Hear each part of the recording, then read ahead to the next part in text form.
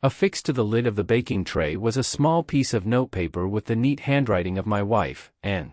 On it were the directions to reheat the lasagna within, along with the requisite, "Let us know if there is anything we can do to help." All of it was finished off with a girly heart scrawled in the bottom corner. The ready-made meal was thoughtfully put together for our friend, who lived just down the street. Lauren was in her third trimester and was often left to her own devices. Her husband, Brian, traveled for work several times a month, and as the pregnancy wore on, everyday tasks became increasingly difficult. Everything would have gone so differently that day, but not 5 minutes before Anne was supposed to walk out the door to deliver that lasagna to Lauren, the sound of her boss's ringtone filled the room. "Shit," she muttered quietly, looking at her phone with dread and disdain before politely answering. It was supposed to be a work-from-home day for her, but those had a way of evaporating about 50% of the time. She looked at me, eyes rolling, as the faint sound of panic made its way into the room from Anne's phone. "Okay, Gloria," she finally managed to say after patiently absorbing the tirade. "I'll be there in 30, all right, aha. Hang in there." She ended the call and released an exasperated groan at the ceiling. "I have to go. Can you please get this to Lauren?"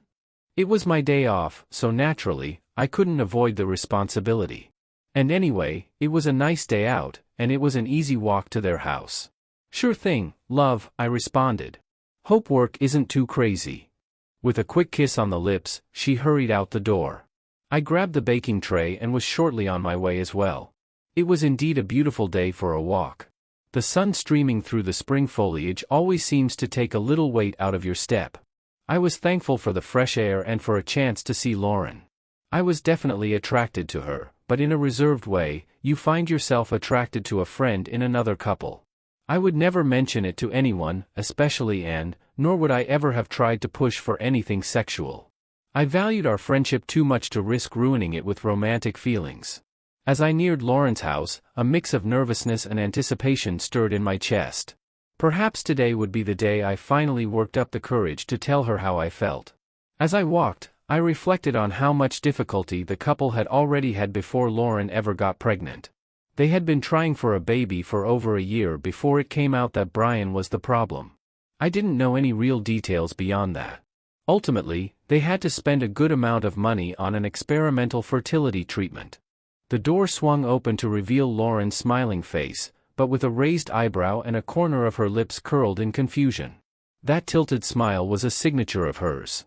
"And got called into work," I explained, holding out the dish. Lauren accepted the food and seemed to almost blush for a moment. "Thank you so much," she said. "You two are so kind." For a moment, she hesitated, and an awkward silence hung in the air. I opened my mouth to say, "See you soon," and, "Let us know if there's anything else we can do," etc., but she spoke before I did. "Do you want to come in for a little bit?" she asked. Her demeanor was hard to read.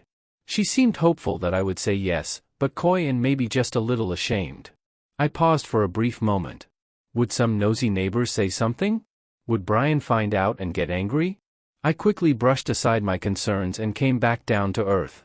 Lauren was the quintessential good girl type. She probably got perfect grades in school and did everything she was told. "Sure," I said with a smile. She returned the smile with what seemed like genuine gladness. Before long, the whistle of a kettle coming to a boil filled the room, and 2 herbal teas were steeping on the counter. I watched Lauren as she moved around the kitchen, her black maternity dress twisting at her knees. Her baby bulge dominated her figure, and she often had one hand cradling it. Her shoulder-length, dirty blonde hair encircled the base of her neck. Before she was pregnant, she had a slim frame, but now I couldn't help noticing how her breasts had ballooned. "Stop it," I admonished myself silently. She sat at the head of the table with me in the adjacent seat around the corner. We sipped our tea and made small talk for a while. The conversation flowed effortlessly and informally. I focused on her pale blue eyes as she spoke and nodded along. Those eyes. They were always kind, but they always carried a hint of this sleepy sadness. True, I had always found her to be pretty, but on this day, I found myself really pulled in. I found her beautiful. The conversation inevitably turned to her pregnancy, and her mood began to visibly darken. "I suppose I shouldn't talk about it," she admitted, turning her eyes away, but things have seemed so cold between Brian and me for the last few months. She paused and looked back at me with deep concern. I feel like we're both so bitter after how hard it was to get pregnant, and that. Another heavy pause, that he was the problem. Without thinking, I placed my hand on one of her knees. It could have easily been grounds for her to kick me out of her house, or at least it could have been a deeply awkward moment. For a second, I regretted it and was about to pull away, but to my surprise, she placed a hand on top of mine and smiled at me. "You're such a good listener," she said. "Thanks. I really needed someone to talk to." "Any time," I replied. She sucked in through her teeth and moved a hand up to her shoulder. Her face twisted in pain as she rubbed at the muscles. "Are you okay?" I asked. "Pregnancy sucks," she replied with a wry grin. "I need a spa day." "I mean, I can give it a shot," I offered hesitantly with a shrug. At that point, I really thought that I had blown it. Offering to massage a married woman carrying a baby while her husband was out of town? I was sure she was going to send me packing. She seemed to consider it for a moment before smiling. "Really? You don't mind?" "Not at all." I stood up, moved behind her chair, and looked down at the beautiful woman sitting expectantly before me. Her hair barely touched her shoulders, so I collected it in my fingers and pulled it back slightly, just brushing the skin of her neck as I did. Lauren breathed in deeply. I ran my fingers across the slopes of her shoulders, then gently pressed my thumbs into the meat of her upper back. She sighed loudly. "Oh, that feels so good." I could feel blood rushing to my crotch. This can't be sexual. I reminded myself, but I found myself peering around the side of Lauren's head as I worked. From this angle, I had a perfect view of the neckline of her dress and of her plump cleavage. As my hands moved, I allowed my fingertips to wander just an inch over her collarbone, then two. She breathed deeply through her nose, causing her chest to rise. Her breasts bulged at the top of her dress. Suddenly, her body jumped, and she let out a yelp. "What is it?" I choked out. "Did I hurt you?" I held my hands up in the air as though surrendering to someone. "No, no," she said, eased slightly, and let out a small laugh. "He's kicking," she informed me. "Oh really?" I asked, genuinely feeling excitement. "Would you like to feel?" I had to bite back my words before I sounded too desperate. "Of course," I responded, managing to sound pleased but not too eager. Staying behind her, I reached my right hand around and placed it softly on the outermost bulge of her stomach, my left hand still resting on her shoulder. The feel of the taut, round curve got my blood pumping again. "Over here," she told me softly, placing her hand on top of mine and moving it a few inches. She left her hand on mine as I felt the kick. "Oh my gosh!" I exclaimed. Lauren was such a good girl that "oh my gosh" was about as explicit as you would usually get around her. My lips moved before I could stop what was coming out. "It feels so good to feel your belly." I could feel my face turning bright red and once again thought I had gone too far. "Really," she responded quietly. Brian doesn't ever want to touch me anymore. I think that he thinks I'm disgusting right now." "That's insane," I said flatly. "You're gorgeous." Lauren's breathing deepened as I began to move my hand in a circle around the globe of her baby bulge. As I explored the curve of her huge tummy, I allowed my arm to gently push against the outer edge of one swollen breast. "It feels so nice to be touched," she whispered. I allowed the circumference of the circle I was tracing around her midsection to widen. At the top of my arc, I let my thumb graze the bottom of her engorged breasts.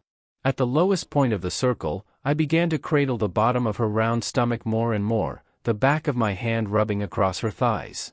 Each pass brought the hem of her skirt a fraction of an inch higher, giving me a better view of her creamy white legs. Before I could talk myself out of something so rash, I moved my other hand off of her shoulder and down to her left breast and squeezed gently on the outside of her dress. She inhaled sharply, but she didn't stop me. I groped and lifted her brimming mammary with my left hand while continuing to circle her stomach with my right. Now she was letting out soft, high-pitched moans. As if her chair had suddenly grown too hot, she sprang up and took a few steps away from me. My hands fell to my sides. She stood, looking down at the floor, her shoulders rising and falling deeply from the heavy breathing, both hands cradling her baby belly. My face began to burn again, and I could feel that I was flushing a deep red. Shame and embarrassment welled up in my chest. Now I looked down. Shit, I muttered. I'm so sorry, Lauren. Anne's image jumped into my mind's eye. I had betrayed my wife.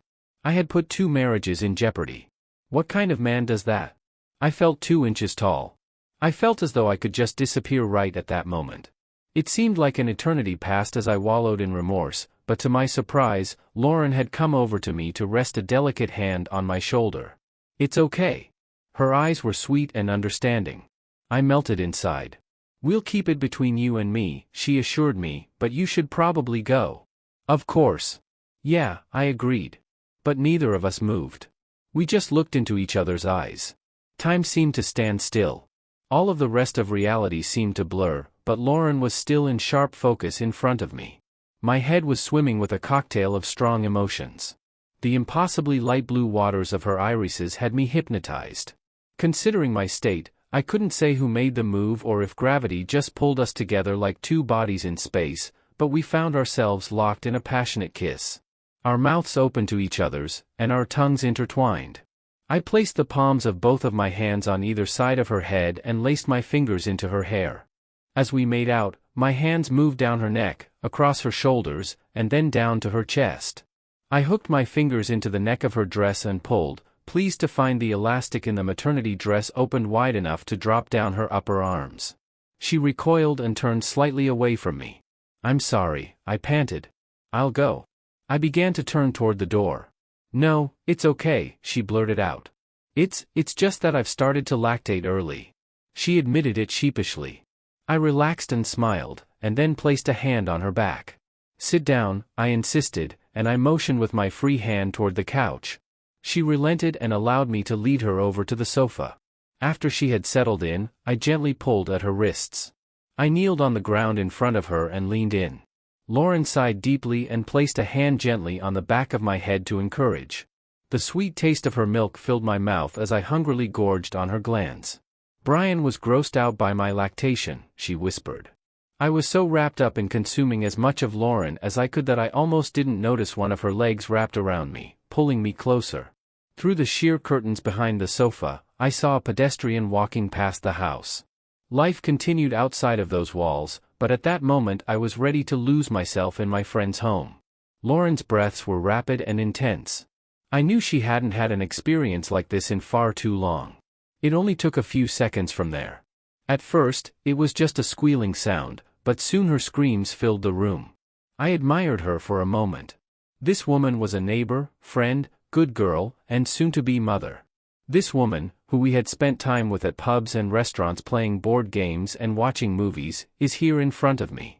I swiftly unbuckled my belt with eager hands. I stood up and quickly pushed them down to the ground. Lauren watched it as it swung back and forth with full attention. The urge to be inside of her overtook me at last. This was it, the red line. I had never cheated on and before. The logic center of my brain seemed to be drowning in testosterone and endorphins. OSH*T, I whispered, picking up my pace. Yeah, Lauren cooed. I want it. We took a long moment to catch our breath. Lauren cupped the side of my face and kissed me tenderly. This can't ever happen again, she whispered. I know, I confirmed solemnly. We stared into one another's eyes for a long moment before sharing another deep kiss. I need to clean up, she said. Yeah, I replied. I should too. I hesitated. While it wouldn't have been impossible to just throw my clothes on at this point, a shower was definitely in order.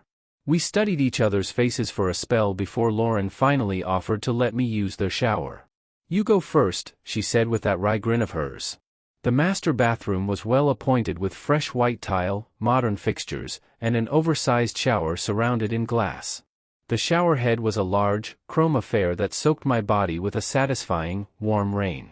As I worked lather across my torso and groin, I peered into the master bedroom.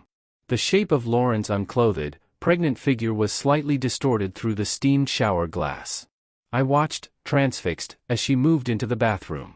Now she was facing the mirror, offering a profile view of her pregnant body.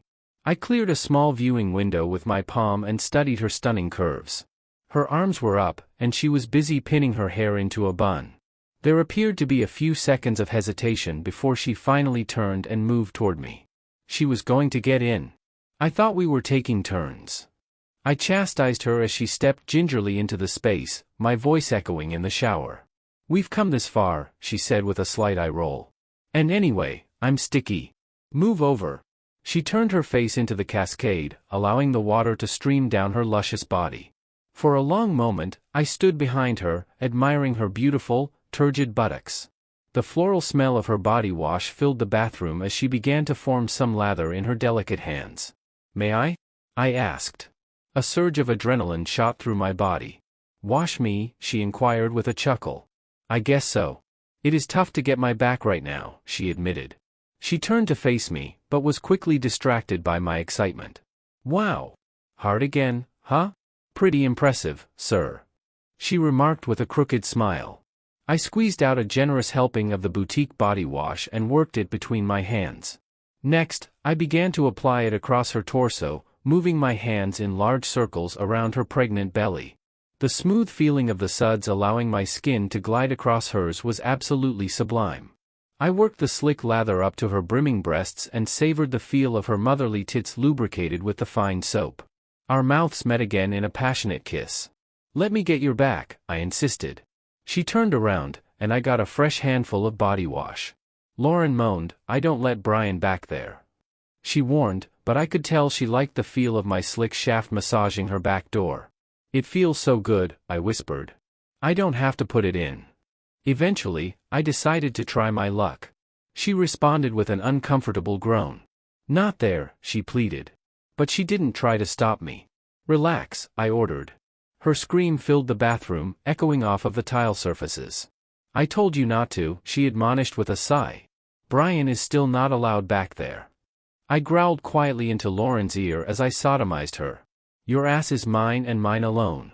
"Yes," she crowed. "Yes, Daddy." I knew I wouldn't last long. It was the most intense pleasure I had felt in years. We washed ourselves, and with the last kiss we would ever share, I walked out of her home. That heated afternoon between the two of us would remain hidden. I can't help but find myself thinking about Lauren's perfect pregnant body. Since it was the only time she would ever bear children, that passionate moment we shared felt much more significant. Since I realized that this unique opportunity for intimacy and sincere connection would never come again, I treasured the memories. Though thinking back on our time together was nostalgic, it was also painful to see how Lauren's body evolved and changed with our child. Our forbidden love would always remind me of it. It's a bittersweet recollection of something that was never meant to be. I could still hear Lauren's quiet comments now, and they made me miss her even more.